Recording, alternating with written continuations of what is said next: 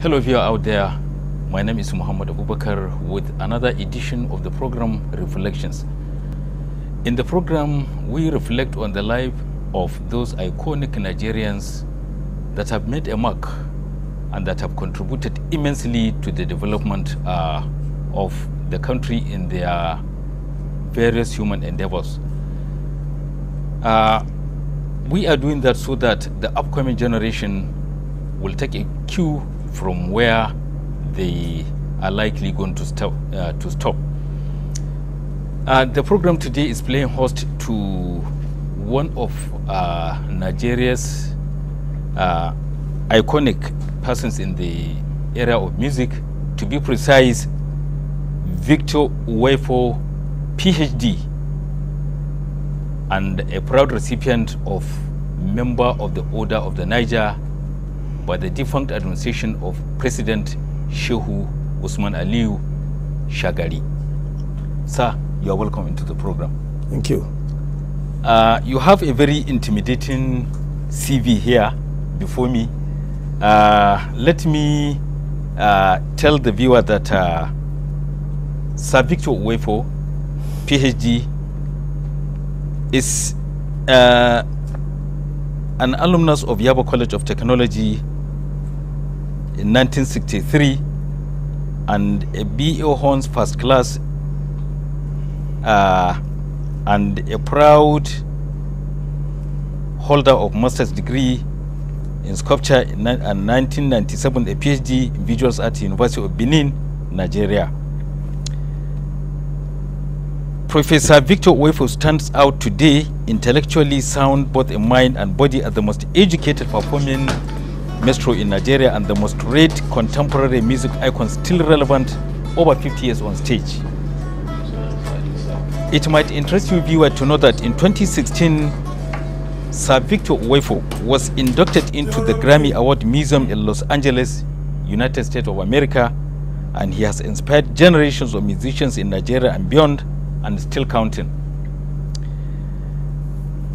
Victor Nwaifor is documented in the Dictionary of Music and Musicians, Volume 8, documented in Men and Women of Distinction in the Commonwealth, and also Who is Who in Nigeria. Our own NTA celebrated him to mark his 50 years on stage. That is the little I can tell you about the CV of Sir Victor Nwaifor. Sir, once again, you are welcome. Thank you. Sir, when last were you on stage to perform? Yesterday. Wow. And then have one ahead of me 2 days' time in Benin. Sir, what influenced your interest in music and arts? Well, at a very early age in my life, during the time of gramophone, no electricity, gramophone, you know. So I was born into that age, gramophone records, and I used to listen to Spanish, Latin American music, and I was quite inspired by the type of strings, the guitar, you know, I used to hear on gramophone. As a matter of fact, the trademark of gramophone, his master's voice, is a dog singing into a megaphone. At that early age, I thought there was a dog inside the gramophone singing. So it used to amuse me. And then at the age of 12, I carved out a guitar for myself, using trap strings, bicycle spokes for the frets, and sardine opener for the tuning buttons. And I made one for myself. I played it quite for some time, and I went downtown. So some palm wine guitarists to show off my skill. Mine was quite different from theirs. And then I discovered that there is a conventional type of guitar, which is the Spanish guitar. Come and give me this guitar. the Spanish guitar. But because I made mine, I made mine from plywood. It was special to me. So it was a bit difficult for me to play their own. And they said, well, if I have to learn the Spanish guitar, I should buy for them a jug of palm wine. So I was at the palm wine bar. So I bought them one jug. And they taught me some rudiments of Spanish. How to play. Yes, yeah. So that's, I started from there. But later in life, my elder brother was also a judge, you know, and a music organist, you know, in the church. Taught me how to read and write music. Then I started playing guitar by correspondence. The rudiments of guitar. So the guitar became my favorite. Then I made, when I left Yaba College of Technology in 1963, I joined the band. Okay. Okay, sir, before then, let me take you down memory lane, sir. Good, right. What would the viewer know about your background? I was born into a family of 13. I'm the last but one. My brothers before me were engineers, judges, school teachers, matrons, and so on. As I said earlier, even my elder brother, still alive, he lives just a stone's throw from me here. He's a retired Justice of the Supreme Court, Justice Samson Nwaifor. Is my elder brother. So music was in our blood, you know. The family. In the family. My father. Where was it? In Benin City. I was born in Benin City, and Lagos Street. We call there were a few streets in Lagos. Lagos Street, Akpakpava Road, Mission Road, Sukwamba Road, Kenwan Road, and so on. So they encouraged us. We encouraged ourselves. But my father was very worried about my guitar because the people who played guitar were not actually serious-minded people. You know, they didn't go through the through school, and sometimes they don't go far. But I promised them that I'll prove them wrong. Even in their graves, you know, I'll still I will read my books and so on. So we formed the what they call small. So which means you had your early education here in Benin City or elsewhere? Okay, yeah.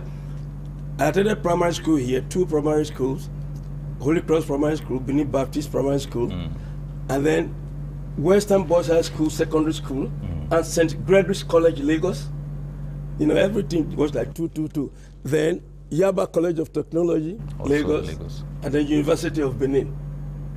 So that's the trajectory of my educational pursuit. Then the guitar, as I said earlier. Before you tell the viewer that, yes, how was growing up in Benin in those days? Oh, growing up in Benin was very interesting. There were few streets. In fact, when I was growing up, there were only about 4 cars.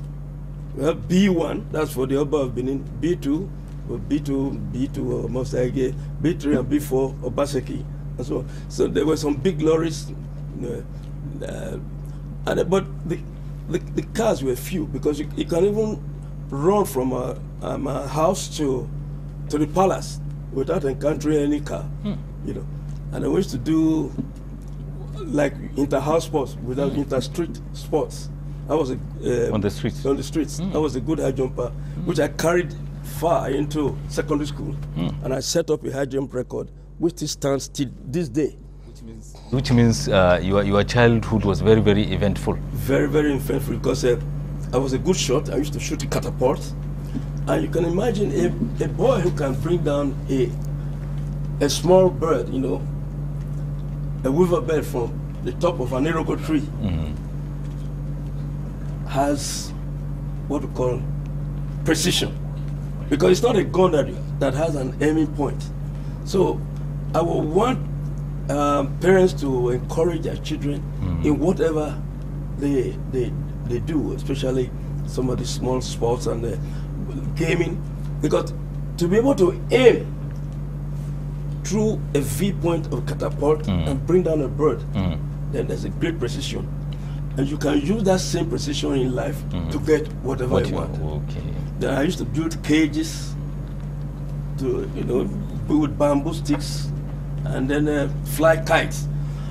I flew a kite that vanished into the air because the whole thread, you know, this machine thread, and reeled it, and the kite flew, and then vanished into the sky. Some few days later, we found it at Boba River. Where is Boba River? Boba River is down when you're going to Onitsha, you know, at the outskirts of Benin City.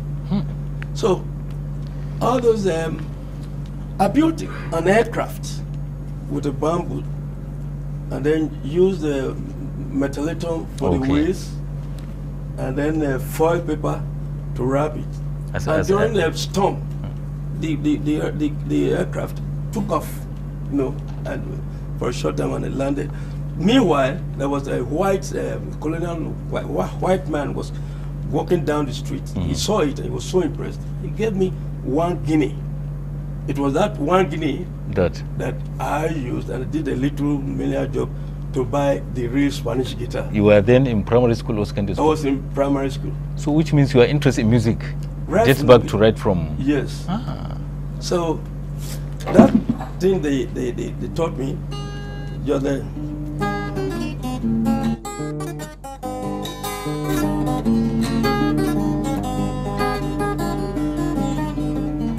So this, I'm sure it must have a meaning. I'm sure it must have a meaning. Let's hear you, sir. The guitar. Yeah, what I said, that this was the first the Spanish palm wine. We call it palm wine guitar method that they taught me. They taught you. Yes. It's still fresh in your... Still fresh. But from there, I took it to a new level. I started playing. By the time I made my first hit, big hit, Jeremy, I made the first gold disc in Africa. I wanted to ask you about Jeremy. You popularized. What is Jeremy all about? Well, Jeremy is a word that I coined out from a folk music or story in Benin. It's supposed to be the strongest man on earth and conquered the whole world, and then went beyond this world to fight the seven-headed devils in hell and pluck their heads off one after the other, and they said they were better off with one head each. So it's Jeremy is an imaginary creation. It's as I said, mythology, you know, from the Benin mythology, and you know, Benin is we don't have in Benin. We don't have J in our alphabet. We don't have why Q. No, in Hausa, how many alphabets do you have? If so, every culture has something that you know. We don't have the vowel sounds. You know, Benin. A, E, I, O, U. Those are the vowel sounds that make of Benin names. Any name in Benin that starts with consonant is not a Benin man. So that's why I said there's no J in it, but I turned it. And, it's supposed to be Igil Rumi, but I turned it Joe Rumi. You know, to anglicize it so that to make it more universal. So that was it. And then when I made that hit, we won the first gold in Africa for Nigeria. That was 1965. 1965. Yes, the Jeremy. So I together with who and who did you form the band then? Yes, I had played in a band before. I did my apprenticeship with gentleman E.C. Arinze, and we were stationed at Kakadu. Kakadu was a nightclub in Lagos. It's like if you've not been to Kakadu, then you've not been to Lagos. They call it KKD. In those days? In those days. KKD, Kakadu. So when I left the band, I formed my own band, the same year, 1965, and I called it the Melody Maestros. Wow. Melody Maestros, and I recorded that first hit that gave me a break. You know, the real that catapulted me to limelight. And then I followed with another hit, Guitar Boy and the Mami Water. So those were two back-to-back hits that registered me in the music world. And it went all over the world. It was on BBC charts and so on, till date. Why Mami Water? Why did you relate? It was an encounter, you know, in 1967.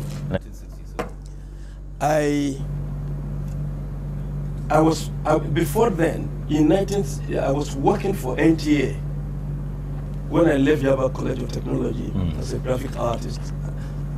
NTA, it was NTS as it then was. And then television was not a night business. It was just from 6 o'clock to about 9 p.m. And then each time we close, I would go to the Barbie. The Barbie were just a whistle from the NTA. Yeah. And I go and my boss guitar, to strum away on the guitar, looking for inspiration. And it was during one of those nights, evenings. Many people had come and gone. You know, the worshippers, spiritualists, you know, people going to the beaches used to come. But I stayed late because I was still strumming under the bright moonlight. But suddenly, I started feeling that the sea, the waves were now washing against the shore. And each time I would move my camp bed backwards. You were alone? I was alone because I stayed late. It was over about 12 or 12 midnight. And then I would leave some treasures when it recedes. Some cowries, some pennies, you know, all those, so on. Then, and within a short time, I saw at a distance a figure so shining, you know, a bit grayish and shining, and I looked. I thought it was a mirage, but no, I was wrong. And before I knew it, it was right in front of me. This was a strange creature with a bright face, flowing hair, and then she called out, "Guitar Boy," and I screamed. That scream, the scream is what I transposed into the guitar. When I recorded it, screaming, is it? So it went along. If you see Mommy Water, never you run away. Very short lyrics. Sing the song of love, sweet melody. And then she floated away. I took my calm bed. My intestines rumbled against the walls of my stomach. My heart almost dropped into my mouth. Wow. So I said, no. In order to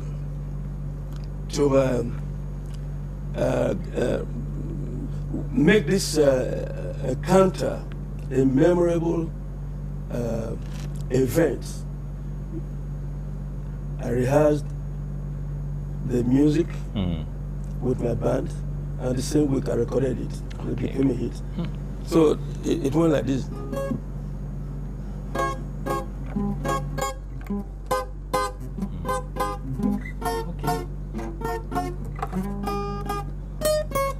Guitar boy, guitar boy. If you see Mommy Water, oh.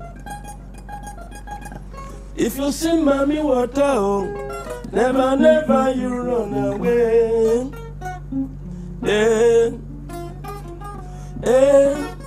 Never run away, Victor Nwaifor. If you see Mommy Water, oh. If you see Mommy Water, oh. Never, never you run away.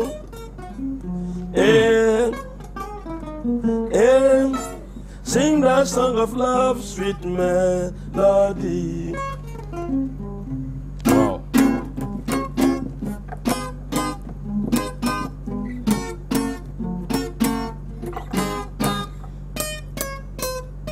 Okay.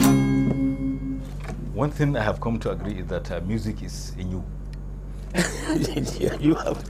Yes. Well, thank you so very much for recognizing that. Yes, sir. Yes. So, you pursuing a career in music did not in any way stop you from pursuing a career in the academic? Yes. How did you combine the two? Fine. From childhood in my primary school and secondary school, I was an avant-garde. You know, my peers look up to me for direction. And I was also a bodybuilder. In our family, we're very intelligent, you know. But music is in us.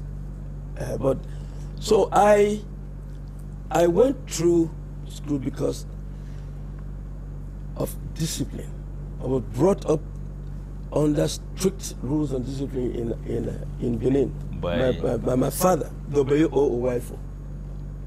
You know, and so you won't believe it that in my life I had never smoked since I was born. Cigarette had never touched my lips. I don't drink. I'm a sportsman. I build, and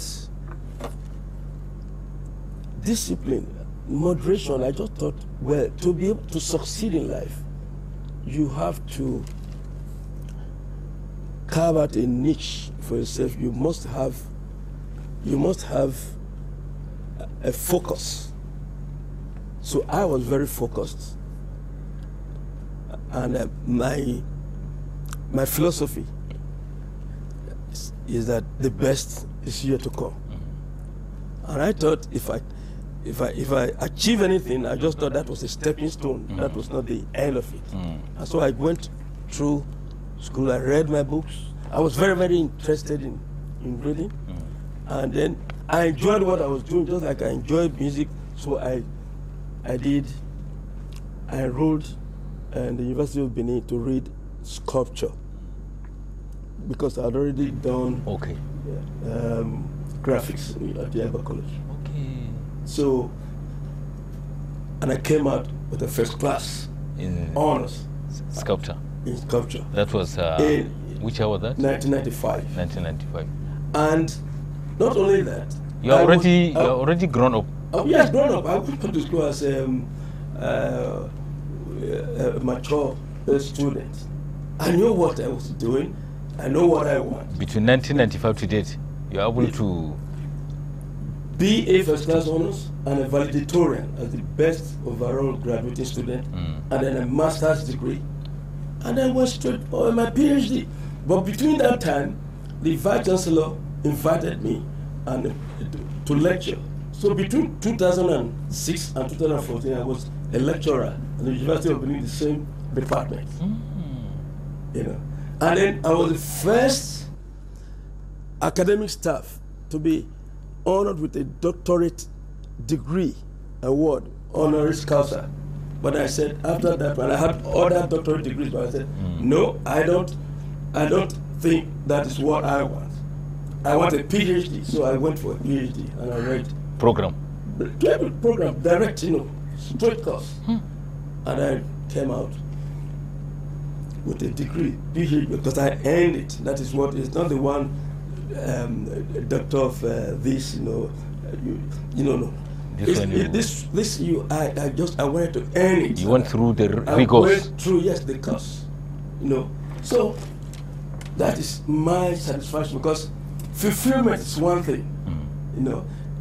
Playing music is good, it's fulfillment. Today, they see me as an institution. Yeah. Research, to do research on me, but now I did a research on something that had never existed before. That is architectural sculpture using polymer synthetic materials. Polymer synthetic materials. You know, when I was in this university, my first degree, I built a car, sports car outside there. Okay. With you constructed the car. Yeah, I constructed the car. Materials, what material did you? Yes, it's poly okay, fiberglass. Okay. And I drove it to Abuja. I had an exhibition. You drove the car from Benin here to Abuja? Yes. And it did not stop? No. I was given a certificate by the minister at that time in 1995. I had then I've been building guitars, different types of guitars. The latest one is the revolving guitar, the one that spins around 360 degrees, you know, on its axis. Did you build this one yourself? No, this is ordinary normal. Okay. But like this, okay, I have, there's what, I've invented another one, we call it 6 finger. Okay. I just thought that 5 fingers are not enough. I did this one again. Okay. To add, and I can play like, the sound will change if I say,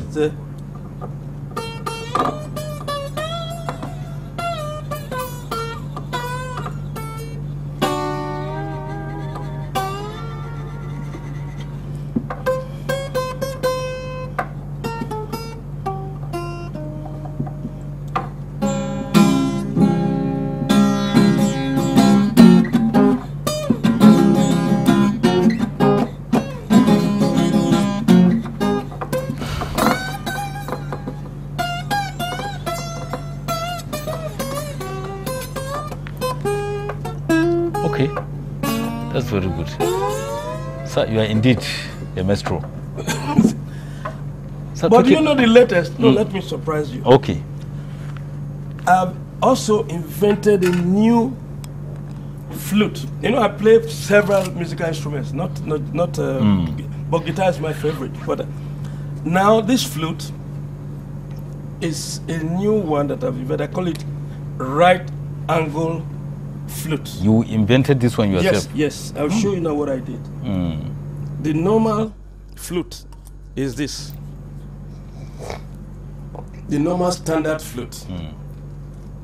This is concert flute. This, like this.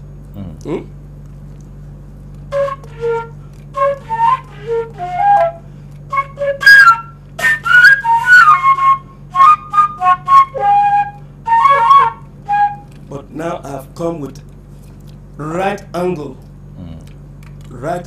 flute. It's like, it has never existed before. This is my creation. Your creation? Yes.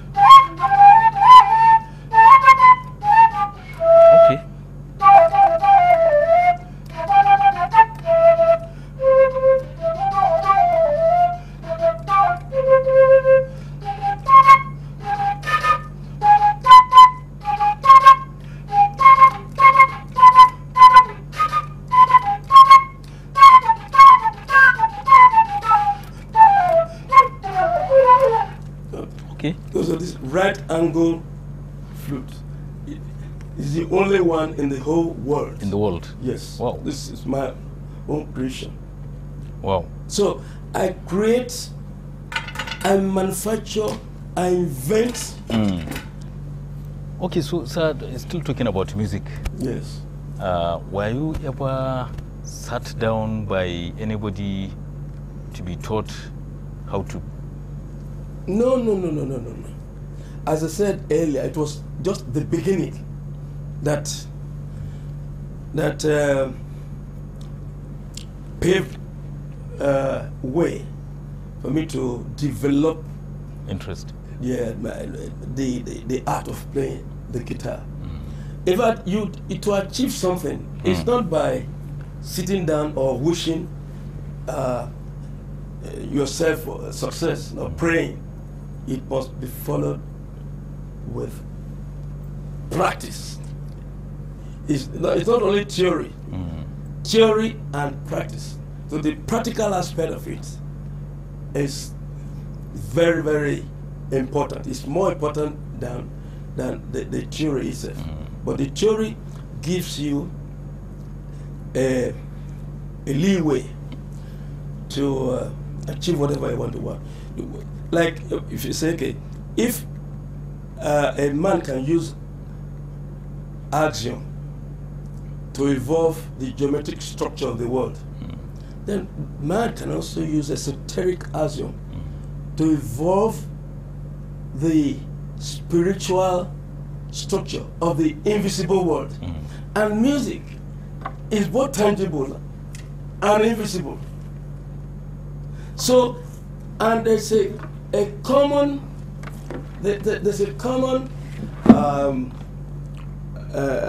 thing that runs across art, whether music, poetry, philosophy, or sculpture, or painting, and that thing that runs across is creativity. So the creative mind of an artist is the brain box of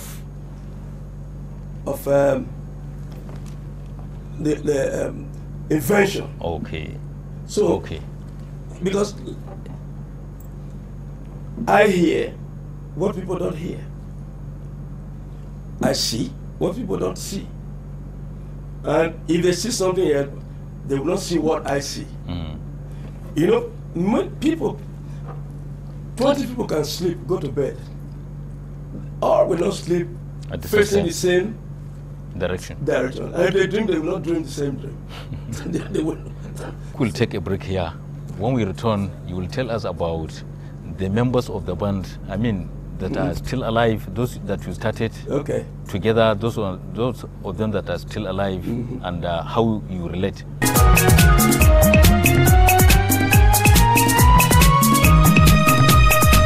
Viewer, if you are just joining us, the program is Reflections with Sir Victor Nwaifor, PhD, Professor Victor Nwaifor, who is not only in the music industry but an academic. Before the break, I was asking you to tell the viewer about the members that you started your band together, whether some of them that are still alive and whether they are still with you together. Well, midway, maybe not exactly from the beginning, because most of them have passed.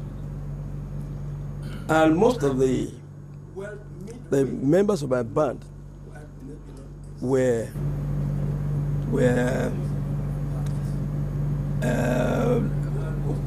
also went through school, secondary school and so on. They were not just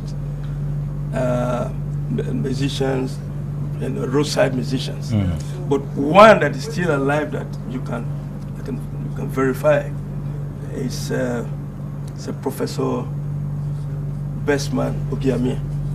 He's still alive? He's still alive. He's the president of American Heritage University in California. He's a Nigerian. He was my guitarist. He's a Nigerian. He's a Nigerian, Benitman. It's one of them that is still alive today. Yes. And and we all used to do bodybuilding. We took music seriously, as if we were going for sporting competition. Yes, and I didn't allow anybody to smoke. The fact that I don't smoke, nobody will smoke.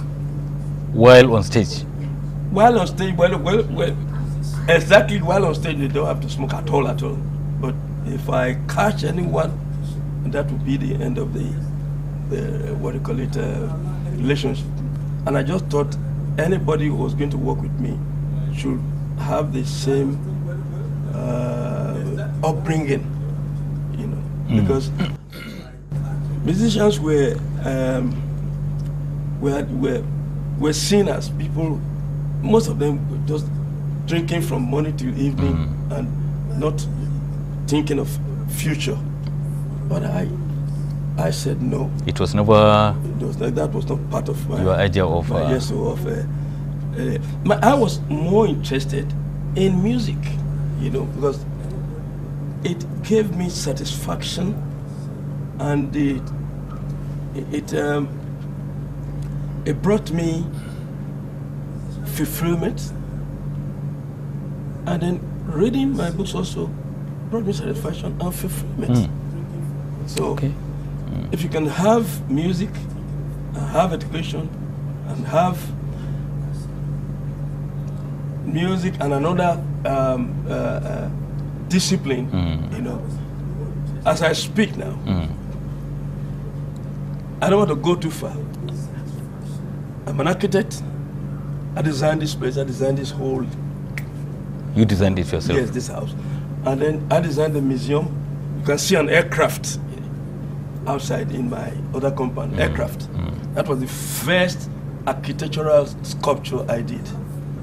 The largest man-made sculpture in Africa, with the Boeing 727. It can take about 150 people inside. Yes, wow. That's the aircraft there. That was an idea, you know, that I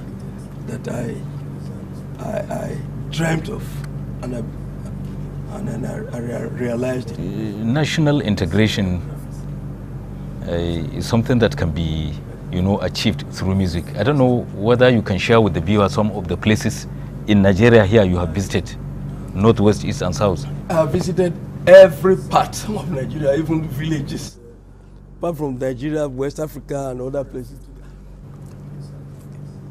I used to go on tour, 30 days, non-stop. And some of my members of the band, may so rest in peace, was Sonny Okosu, who was. So Sonny Okosu was part of you? Was my, yes, in my band. He was. So he has passed. So, from Lagos, because I was in Lagos then.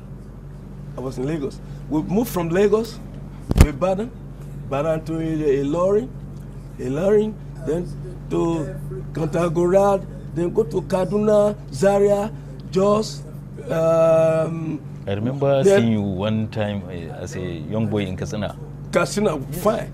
Then Guzo, then go to Maiduguri at Lake Chad. That was I played at Lake Chad. There's a swimming pool there, Lake Chad Hotel, Maiduguri. You know, then Yola. They come to Port Harcourt, Enugu, Aba, Warri. Every town in the north, you know. There was one town that we used to during our secondary school days. The name was beautiful. I just said, I must know that place, you know. It's all those beautiful, you know, the towns along the rail line too, you know. Kafanchan. In Kaduna, southern Kaduna. Yes. Okay. I said, look, I was visit there. No, I've been to places. Zaria, Ahmadu Bello, I used to play the, Ahmadu University. Okay, sir, talking about marriage, at what point in time did you decided to get married? Yeah. Let me show you. Just ask a question, which come and give me this what do you call it? Award. The two, that and that. I'll just read this one. Okay. You read it out. Okay. First. 36 years of marriage award presented to Princess Osaratin Nwaifor, Mrs. as the best woman in the world by Professor Victor Efosa Nwaifor, MON JP, husband. Wow. This is the shield. 30 years of marriage award presented to Princess Osaratin Nwaifor, Mrs. It is my honor and pleasure to celebrate you for your very sincere and unconditional love and support with a special and personal appreciation. Bride's prize this day, 8th April 2018. Just for you, the sum of 1 million naira only. May God continue to bless you, your ways, steps, and doings. Professor Victor Efosa Nwaifor, MON JP, husband. You said unconditional. Unconditional. But 1 million naira is given, is written here. No, that is an appreciation, because with the one I paid to her parents, she did not get anything from it. But this time around. But this one is for her alone. Say, look, there's 30 years of uninterrupted marriage. What do you mean by uninterrupted? There had never been. You mean no quarrel? No, I would say so, but even tongue and teeth, they quarrel, but not to that extent that the teeth will cut the tongue. So, but my wife is peaceful and she has added value to my life. So, discipline from the beginning, from music to marriage, to sculpture, to entertainment, to academia. So you need. She is also a graduate of English and French. So did you make the first move, or she did? It was just natural. It was just natural. When you, when love hits you, you don't need a witness. It's an aura. It envelopes you. And once you are enveloped, and her own wavelength is within the periphery of your own wavelength, it clicks. You know magnets. Yes. You know, when you use a magnet, I know magnet. device, you put something here and then, but it just that's how it is. So then you don't negotiate it. Is she also from Benin? From Benin, yeah. So the union is blessed with how many? We don't count children in Benin. In Benin, Yeah, that's your culture. Yeah, that's our culture. But we have quite a number of not. She's the only woman in my life, as far as I speak, for the past over 30 years. Has any of your children taken up to music? Well, all my children are all graduates except one, the last boy. Now is in his 20s. He's in the University of Benin. He's into entertainment, what do you call it, camera, video, and so on. But my other children, they're into production. I have a lawyer, I have an engineer, I have a pastor. There are some musicians, but just like I was not forced to play music. So also you're not. But I taught them, everyone can play one instrument or the other in the family. Yes, but Okay. I would not force them. But because I believe that a genius comes once in a lifetime. Successor, most unlikely. Otherwise, every genius would have been succeeded by their offsprings, and there'll be no room for any other person to develop. Okay. So I just believe that. Okay, sir, when you make a comparison between music in those days when you started and what it is now, what do you have to share with the viewer? Yeah. Music was real in those days. You see somebody playing music, you hear him singing and playing. like this gramophone. This was the time of music, when music was music. Gramophone. You wind it. No electricity. There you.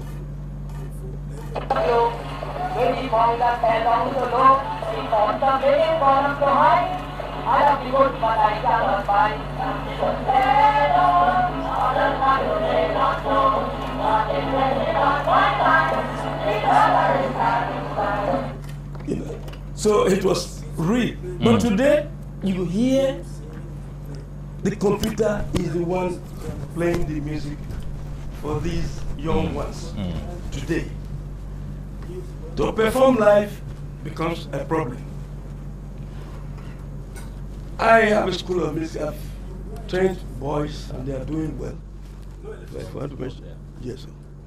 Right, in Nigeria, many of them are doing well. If I mention them, you will know what I'm talking about. So, but the quality of music has improved more than before, because in those days it was just what we call a mono, just one track and an analog thing. But when digital came into existence, it improved the recording. The same thing with video. If you, in those days, you know, video was black and white, and then when we changed to color, it started to improve. But today you have digital. Okay, sir. Some people are of the opinion that those of you who started music more than 50 years ago, your relevance in the modern days world is not all that. Count me out, because I am still there and very much there. Go to that wall, you will see gold records. The first gold and many golds. And today I'm still making hits, and I will give you my latest video to play to see what we're talking about. Which means the older the wine, yes, sir, the better the taste. And there's no way I've not played all over the world, except China. Federal government. You have been to all parts of the world? Of course, yes. In 1970, I was at Expo 70 Japan. And in 73, federal government sent me to Bulgaria, Romania, Yugoslavia, East and West Berlin, Hungary, Moscow, Ukraine, the same Ukraine we're talking about. And then from there we hit Italy, then America, and so.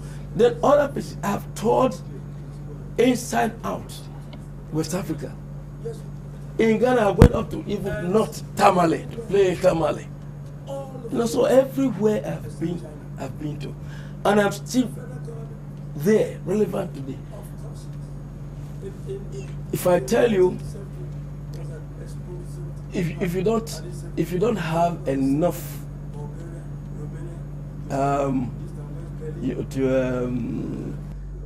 to engage me, then you count me out, because I don't belong to the low strata of the of artists. Oh, okay. No, I play very. I select. I choose my. Okay. Yes. So, talking about piracy, how serious is the issue of piracy in the music industry? It is. In Nigeria? It's a very serious thing. Recently, there was piracy and copyright infringement that happened not too long ago, and I slammed the company with 500 million suit. They came to settle, but not exactly with that amount, but it was okay. They pirated your... Yeah, they copied they took one of my gold records, Rabade. But then they used the background to do advert for their this thing.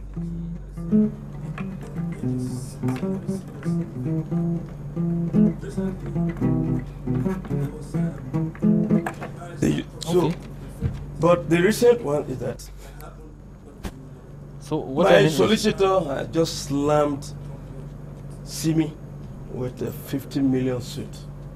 It's gone up in there. Simi wanted that pirated used my Jeremy. Jeremy. When even my mother was not born when that Jeremy was released.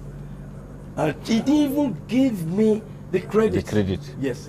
So you can understand. So, you're presently in court. High Court in Benin slammed her with a suit, 50 million.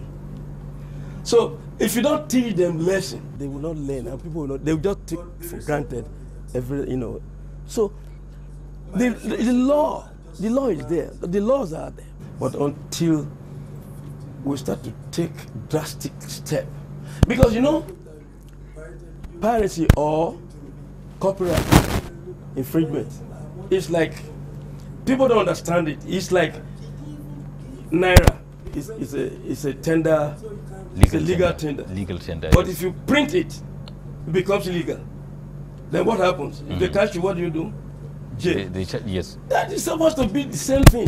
Because intellectual property is somebody's creative ingenuity that has come out of his brain. If you take someone's work and you reproduce it, okay, if a book, just take a book, for example, the gods are not to blame. The center can no more hold, Chino Achebe. Then you go and print it. But the content inside will be different, but you are using the title, the gods are not to blame. That is criminal. I'm sure the viewer might be itching to hear from you the fame brought to you by arts, to your humble self and your family. The fame. Fame. When you have it, it is easy, or it's easier to get to the top, but it's more difficult to remain there. To remain at the top. To remain at the top. So, and it's hard work. You must work hard. You see, why music is different from other disciplines is that if you go to school, maybe you will get a degree, get a work, you are employed by government. Nobody comes to check your certificate anymore. They begin to, go from one level to the other until you get to the highest. But music, every music you perform or you play is an examination. If you do a piece of music today and it crashes, if it doesn't work, then it means you have not been able to interpret the people's mind. But if you have gold and you sell 1 million, which means you have been able to interpret 1 million people's mind at the same time. So every time you produce music, it gives you, it lifts you from one level to the other. But so fame, okay, why did you come to me? Now why are we talking? That's because I am here. Because I have a fame and it's still there, sustained over 60 years. So that's a record. But some of these young ones, if they can live 10, 20 years, I thank God for them. Okay. But most of the time, I just pray that they can get along. And one good thing about it is that they have given themselves employment. Nobody employed them, and they have reduced unemployment, from the streets. You are a proud recipient of MON. Yes. How did it happen? Member of the Order of the Niger. That's it. In 1983. That's in 1983. What was awarded to me by the president, Shehu Shagari. It came to me as a surprise. I didn't know what national honors meant then. And I was given this national honors the same day with Chief Obafemi Awolowo and Chief Tony Enahoro. That is the beauty of it. You are invited by the president. Yeah, yes, and so that's the picture there when I was. It reverberated around the whole world. The first time, you know, the music maestro was appreciated by, you know, sometimes because in this country, it must be the devil's trick that a man was born in a country where neither life nor talent is appreciated.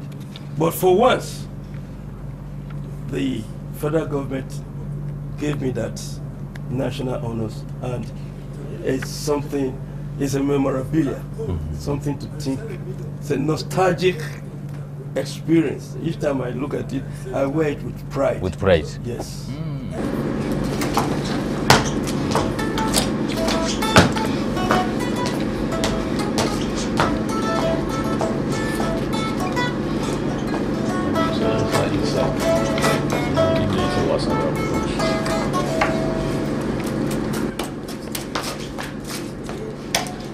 Yeah, that was Professor Victor Nwaifor, PhD.